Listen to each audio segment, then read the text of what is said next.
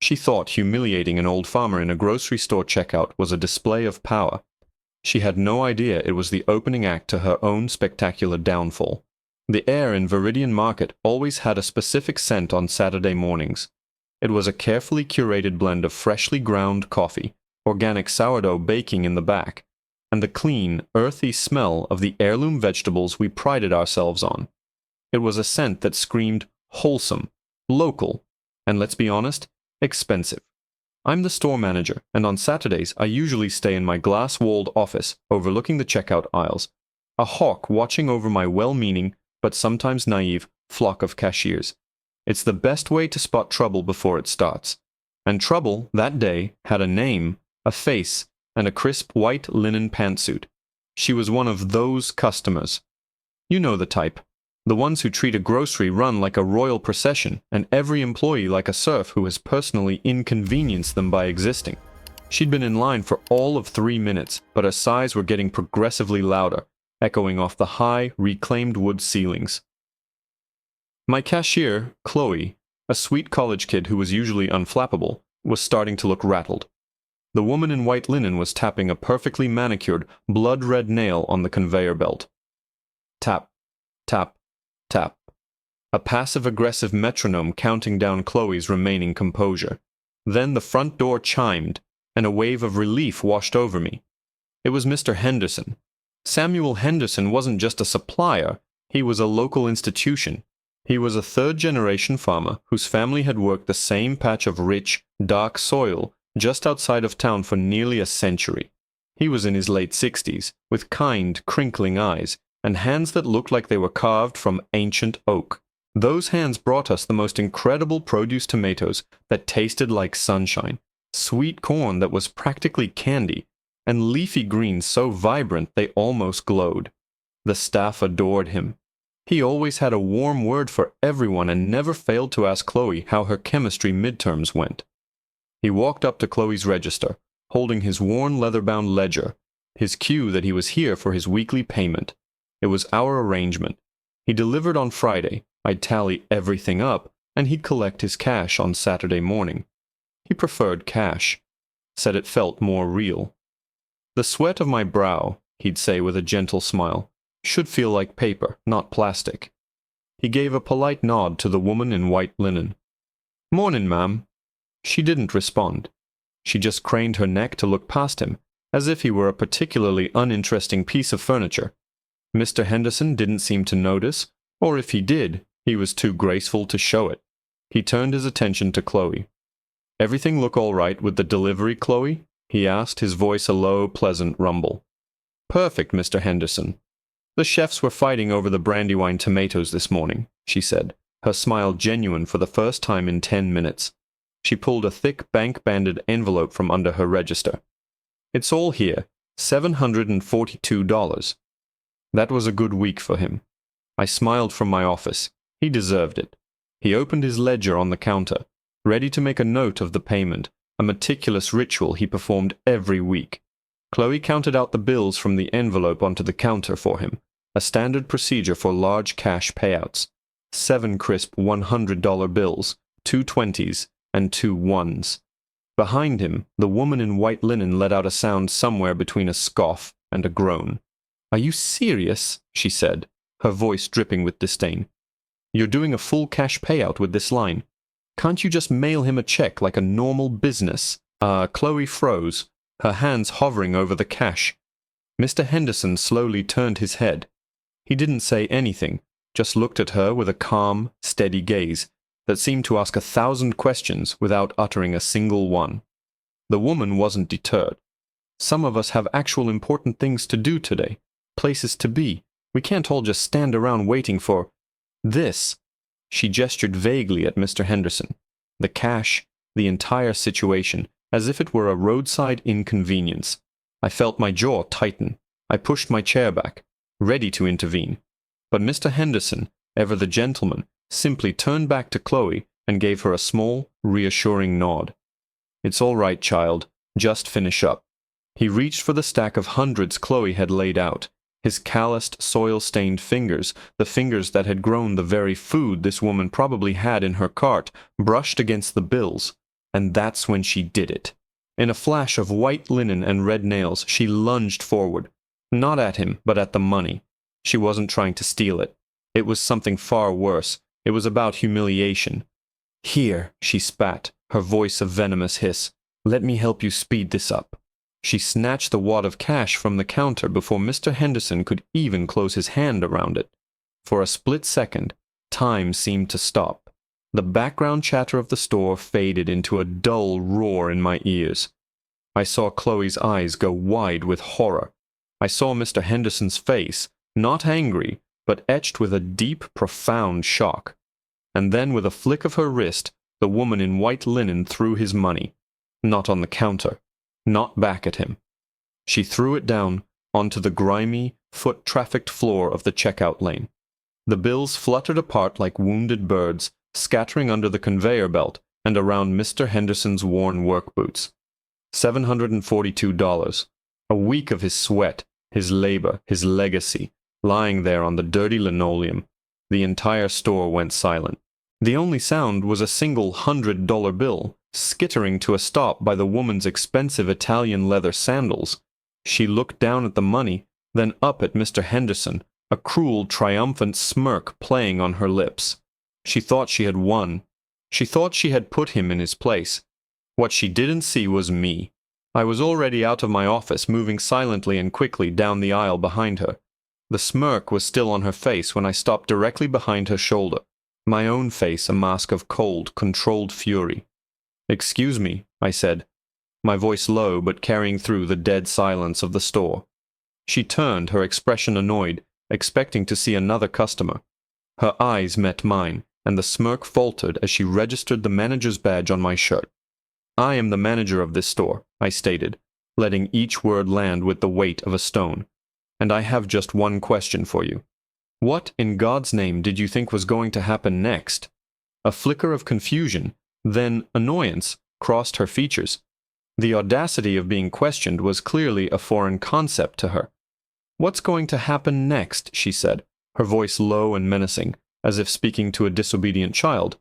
"Is that you're going to get your employee to ring up my organic kale. You're going to get this person and his pocket money out of my way, and then you are going to give me a substantial discount for this ridiculous delay." She gestured again at Mr. Henderson, who was now slowly, stiffly, bending down to retrieve one of the scattered bills near his feet. His movements were deliberate, filled with a quiet dignity that made her cruelty seem even more grotesque. I didn't even look at her cart. I didn't look at the kale. I looked directly into her eyes, making sure I had her complete and undivided attention. "No," I said, the word hanging in the air like a sheet of ice.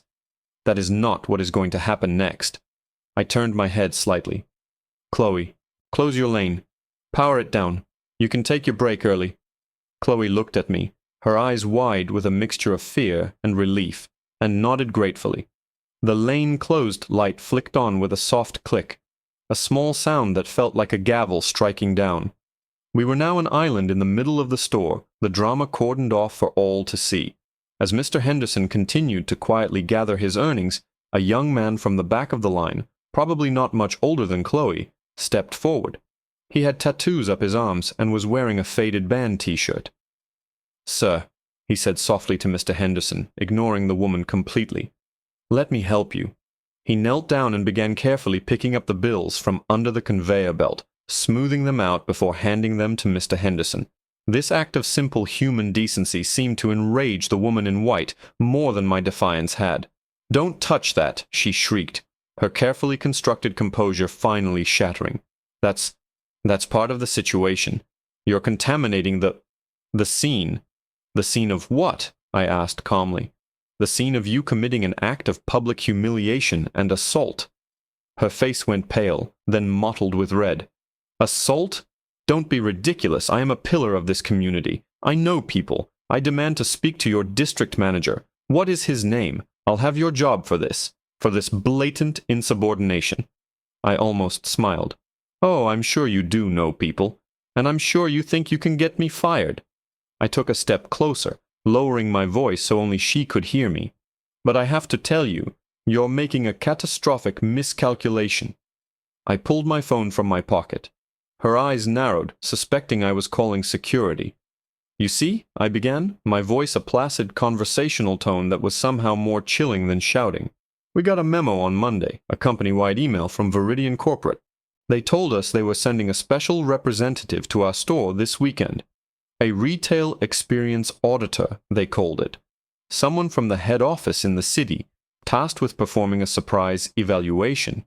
They were supposed to assess everything: our store's cleanliness, our customer service protocols, our relationships with our local suppliers. Basically, to make sure we were upholding the values the Viridian brand is built on." I paused, letting the words sink in. I could see a flicker of something in her eyes. Not comprehension yet, but a dawning, sickening unease. Mr. Henderson had all his money now, the young man having handed him the last bill. He was standing tall, holding the crumpled cash in his strong, weathered hand, watching us. I continued, never breaking eye contact with her. The memo was very specific. It said this auditor would be incognito. They wanted a genuine, unvarnished look at how we operate on our busiest day. It even included a recent corporate headshot, so that management and only management would be able to identify them when the audit was complete. I leaned in a little closer, the scent of her expensive perfume filling the air. Funny thing about corporate headshots, the lighting is always so harsh, the smiles so forced. It can be difficult to recognize a person from a picture like that. But then you see them in person, and it all clicks into place. I gave her a thin, cold smile. Amazing how much a simple white linen pantsuit can change a person's appearance, isn't it, Mrs. Davies? The color drained from her face. It was instantaneous, like a switch had been flipped. The entitled fury was gone, replaced by the raw, primal terror of someone who has just realized they have personally, single-handedly, and spectacularly set their entire life on fire. The memo also said, I said, tapping my phone screen, that we were to call your direct supervisor, Catherine Webb, in the event of any noteworthy incidents during your audit. Now, I'm just a humble store manager, Mrs. Davies, but I'd say a senior auditor from our corporate office throwing a local farmer's payment on the floor in front of a dozen customers probably qualifies as noteworthy, wouldn't you?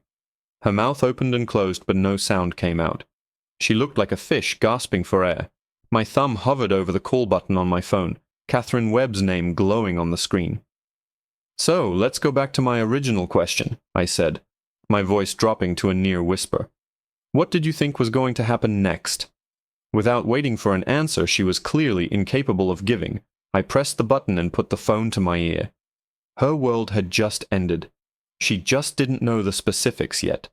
The phone rang once, twice. Each ring seemed to echo in the cavernous silence that had fallen over the front of the store. Mrs. Davies, or rather, the woman I now knew to be Diana Davies, Senior Retail Experience Auditor, was frozen solid. Her expensive, crisp pantsuit suddenly looked less like a symbol of power and more like a starched white flag of surrender. The blood red of her nails was the only color left in her face. On the third ring, a brisk professional voice answered, "Catherine Webb." "Catherine, it's Mark Jennings at Viridian Store 83, I said, my voice steady and professional, a stark contrast to the chaos of the last few minutes. "I believe you're expecting a call from me." I kept my eyes locked on Diana. I wanted her to witness every single moment of her downfall. I wanted her to see that her power, the power she wielded with such casual cruelty, was a complete illusion. "Mark!" "Yes," Catherine's voice crackled through the speaker. "Is Diana's audit complete? Did everything go smoothly? She was supposed to call me an hour ago to check in." "Oh, the audit is complete," I said, a razor's edge of irony in my tone. And I'd say it went memorably. In fact, it was so memorable that I felt it warranted a direct call. "You see, Catherine, there's been a noteworthy incident." I heard a sharp intake of breath on the other end of the line. "An incident? What kind of incident? Is Diana all right?" "She's physically unharmed," I replied, letting the implication hang in the air. "But I'm afraid her professional conduct has left a great deal to be desired." Over the phone I began to recount the events, my voice a calm, factual monotone. I started with her passive-aggressive sighs and nail-tapping. I described her entitled demands and her sneering dismissal of one of our most valued local partners. And then I got to the climax.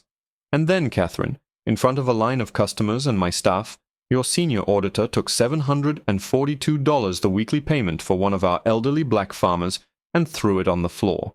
The silence on the other end of the line was absolute. It was so profound I thought for a moment the call had dropped. When Catherine finally spoke, her voice was glacial. She did what? Threw it on the floor, Catherine. Scattered it like trash at his feet because she was inconvenienced by a 2-minute delay. I glanced at Mr. Henderson. He was standing there, holding his crumpled money, his face a mask of weary sorrow.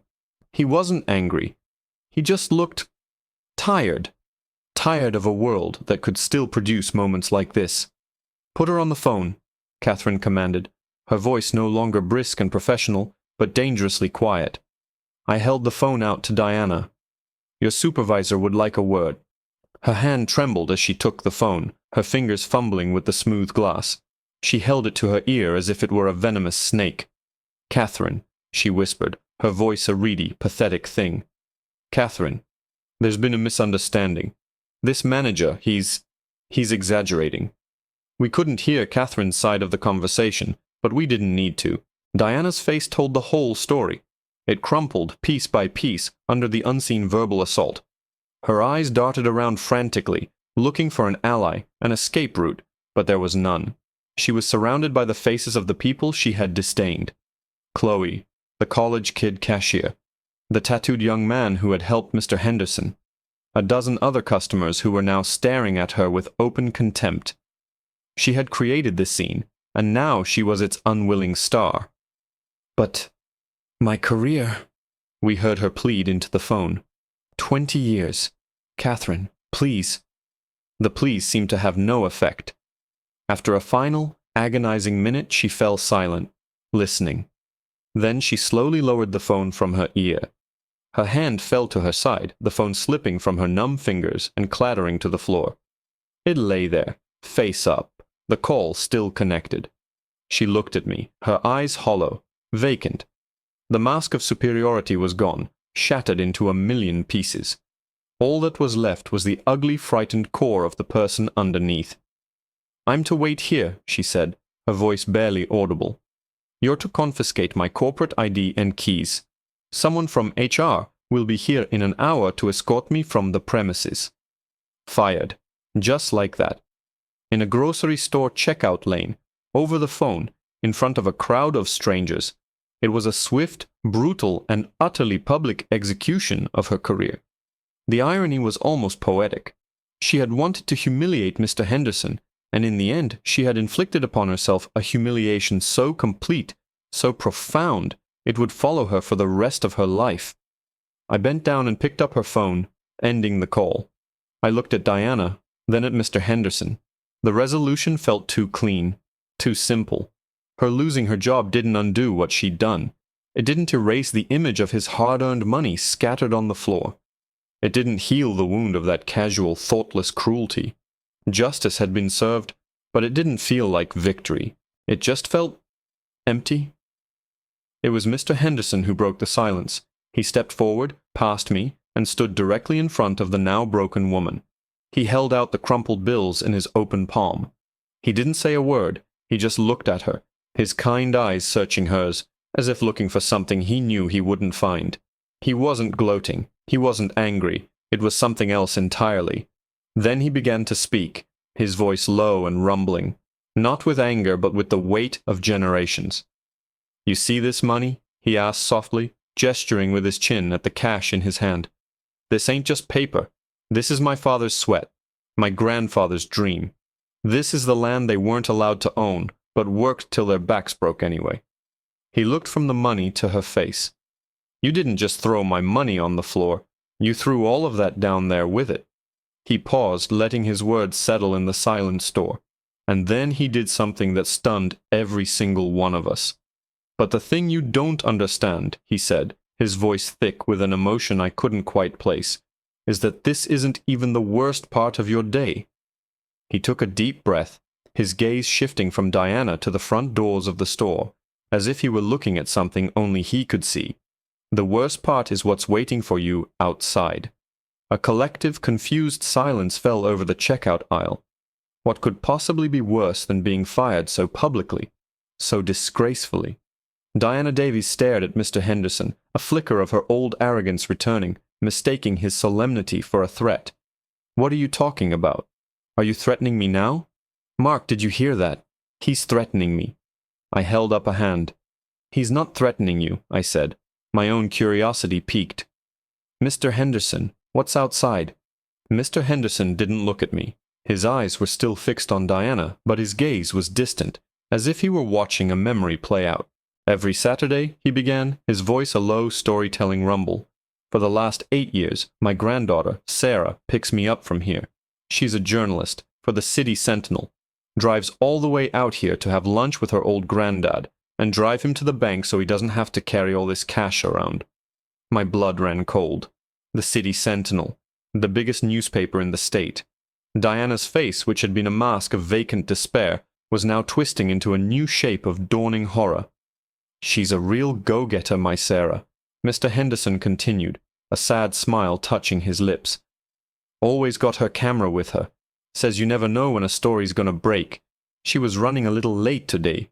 Called me when I was walking in. Said she was pulling into the parking lot right behind me." He finally turned his head and looked towards the large plate glass windows at the front of the store, and we all followed his gaze.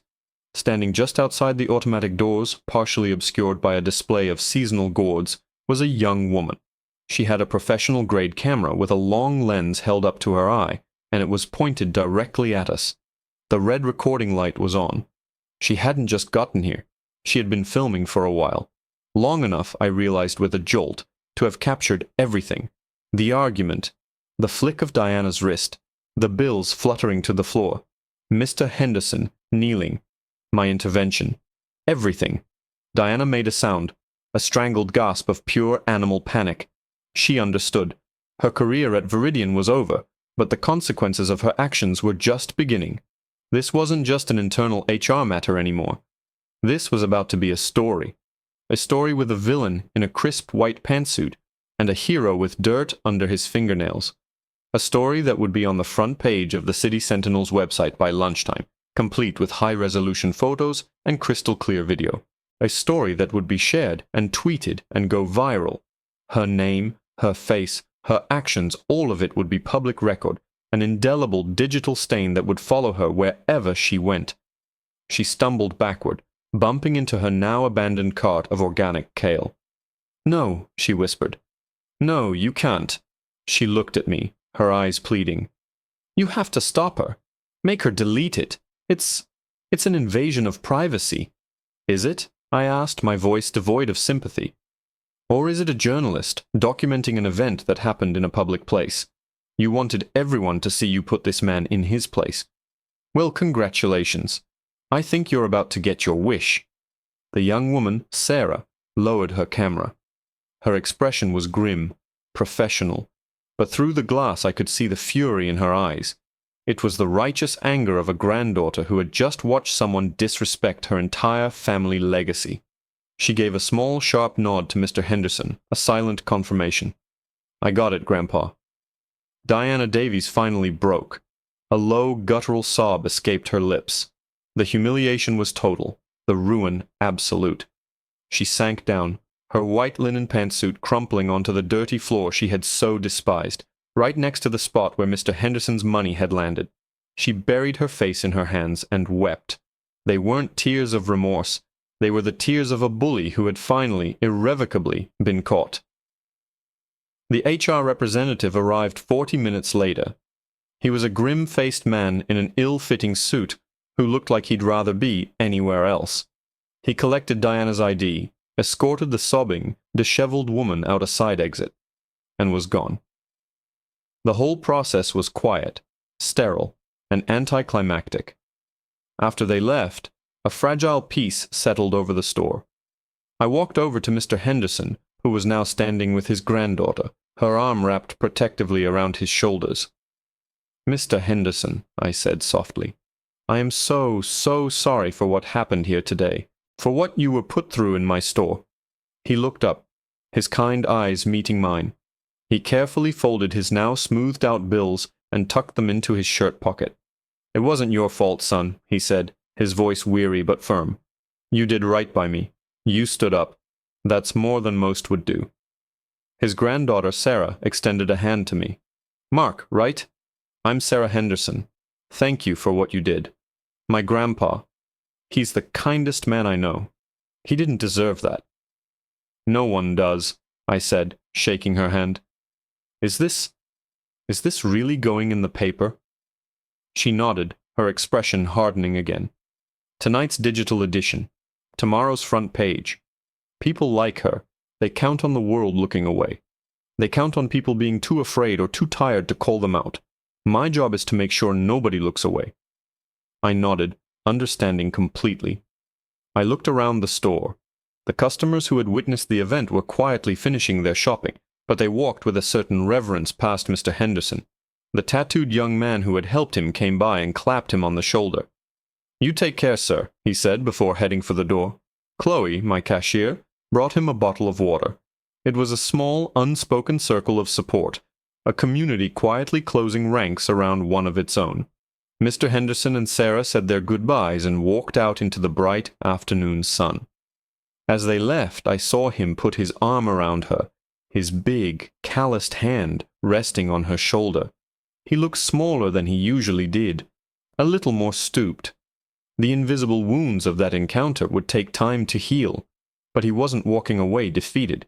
He was walking away with his granddaughter, his legacy, his story, now in the hands of the next generation, ready to be told to the world. And I knew, with absolute certainty, that while Diana Davies had lost her job, she had lost something far more important. She had lost her anonymity. And in today's world, for a person like her, that was a far greater punishment.